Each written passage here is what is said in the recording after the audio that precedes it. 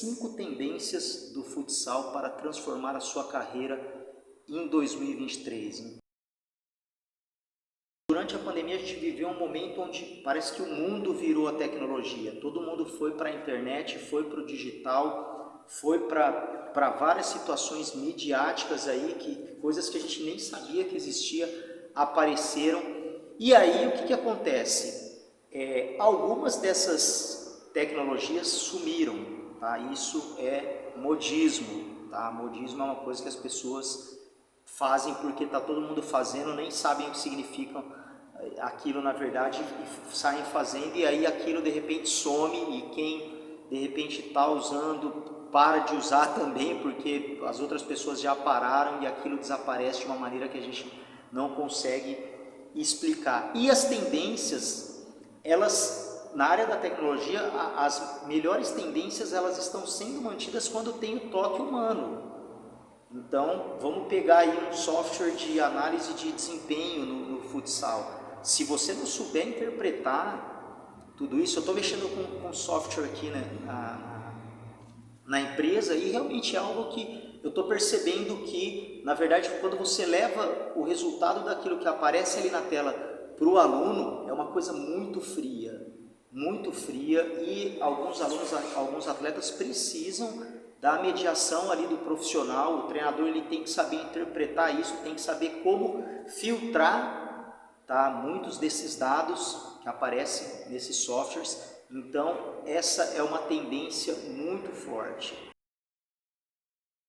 Atletas independentes, isso é uma tendência que eu tenho visto na Europa, nos Estados Unidos. A gente já vê muito atleta aí com uma responsabilidade incrível. Eles não dependem muitas vezes do treinador, do preparador físico, de todo o staff aí para terem as condições ideais em relação à parte técnica, a parte física principalmente, a parte mental. Na Copa do Mundo a gente viu que é uma parte que muitos atletas já estão preocupados com isso. Então eles, independente daquilo que o clube oferece, o atleta ele tem a responsabilidade também de estar se cuidando, de estar melhorando a sua condição nos aspectos físicos, táticos, técnicos e cognitivos, aspectos mentais, psicológicos. Algo que eu tenho falado sempre aqui no nosso canal, é algo que às vezes fica de lado. As pessoas focam muito no jogo, esquecem que o atleta ele é submetido constantemente a uma pressão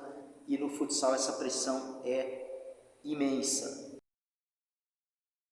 Uma tendência que acho que ficou muito claro na Copa do Mundo, porque se a gente pegar toda essa tecnologia que invadiu aí a nossa casa durante a pandemia, se a gente analisar essa questão de muitos atletas serem independentes em relação aos aspectos do treinamento e criarem uma responsabilidade, isso precisa ser utilizado de maneira positiva, a gente vê um abandono enorme das questões técnicas.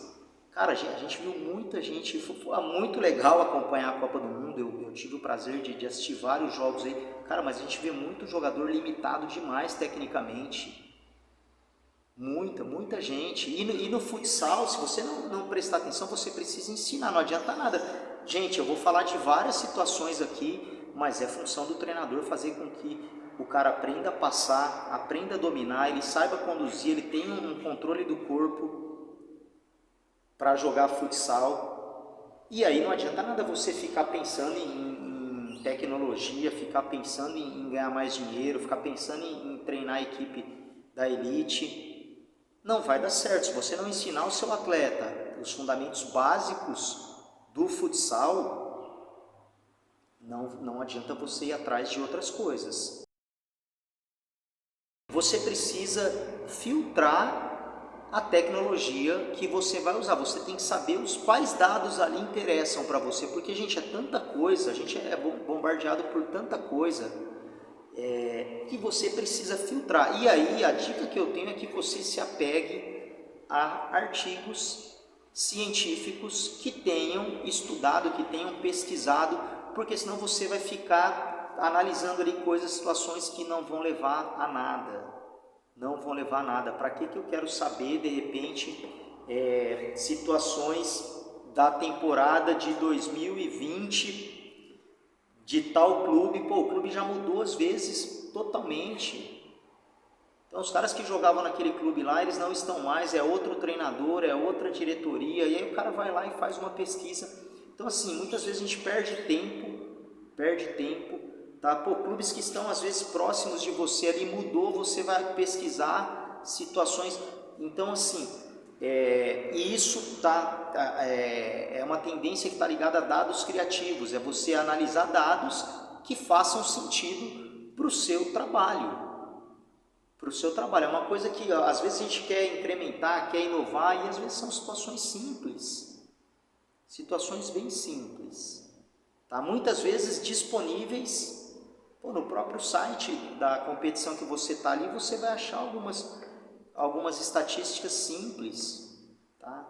Então, por exemplo, quem é um atleta que foi o melhor da partida em mais vezes no adversário, a média de idade da equipe que você vai enfrentar, o tempo, uma estatística de repente interessante e que se você souber trabalhar o tempo que aquela equipe sofre gols, pô, os caras sofrem mais no primeiro, mais no segundo tempo, e aí você precisa entender a sua realidade também, porque aquilo que é importante dentro do meu trabalho, para a minha análise, para as minhas equipes, pode ser que para você faça sentido outras estatísticas, outras análises. Inteligência emocional. Essa tendência é uma tendência que vem do mundo empresarial, chegando à conclusão de que 58% do desempenho de qualquer profissional, e você, treinador de futsal, está incluído nessas profissões, dependem da inteligência emocional, de você controlar suas emoções.